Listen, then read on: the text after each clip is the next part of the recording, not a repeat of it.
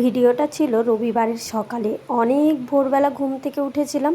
উঠে তারপরে আমরা 6টার সময় বেরিয়ে পড়েছিলাম বাবা বড় কাচারির দর্শনে। অনেক দিন হয়ে গেছে যাওয়া হয় না, যেহেতু আমার ঠাকুমা শাশুড়ি মারা গেছে, তাই 1 বছর গত আমাদের যাওয়া হয়নি। তারপর কাজটা যেহেতু উঠে গেল, তাই বললাম যে চলো আমরা বড় কাচারি থেকে একবার ঘুরে আসি। আর আমার ছেলের প্রচণ্ড উৎপাতও ছিল, তাই ভাবলাম দেখি বড় কাচারির কাছে গিয়ে। ফাইনালি আমরা চলে এলাম।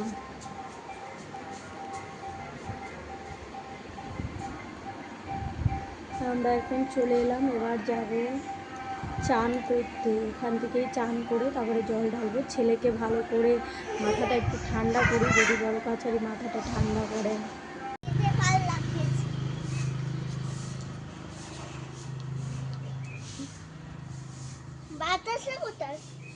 ওর ভেতরে আছে, ভালোভাবে যেতে হয়। মামামের হাত ধরো, গলায় গামছাটা নাও।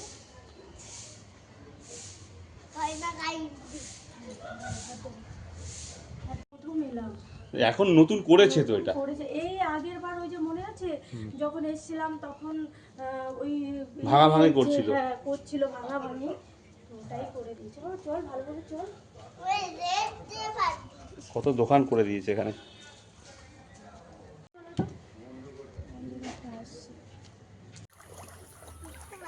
কত মাছ আছে দেখ না।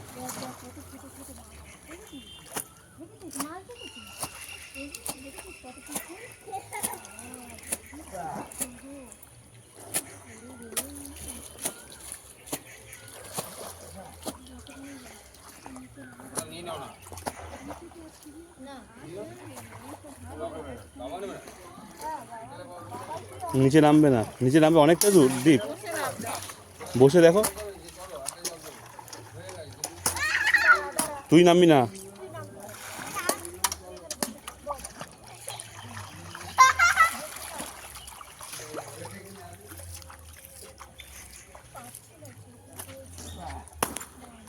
অনেকটা দ্বীপ না? হ্যাঁ ঠিক আছে, পাপাকে এখানেই স্নান করাও। আর ওখানে হালকা করে ডুবিয়ে, পিছল নেই তো বেশি, বেশি পিছল নেই তো।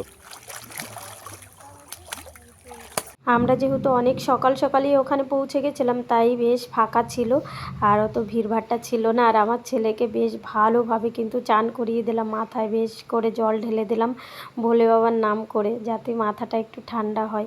এত দুষ্টুমি করে, এত দুষ্টুমি করে, আমি যেন পাগল হয়ে যাই মাঝে মধ্যে। তারপর চান টান করে চলে এলাম পুজো করতে। এই জায়গা দেখো, বড় কাছারির আগেও কিন্তু আমি ভিডিও পোস্ট করেছি। বড় কাছারির অনেক মহিমা, আর এই গাছটা নিয়েই কিন্তু বড় কাছারির মন্দির, মানে ভোলে বাবার মন্দিরটা। তারপরে পুজো টুজো করে আমরা তারপরে বাড়ি চলে এলাম।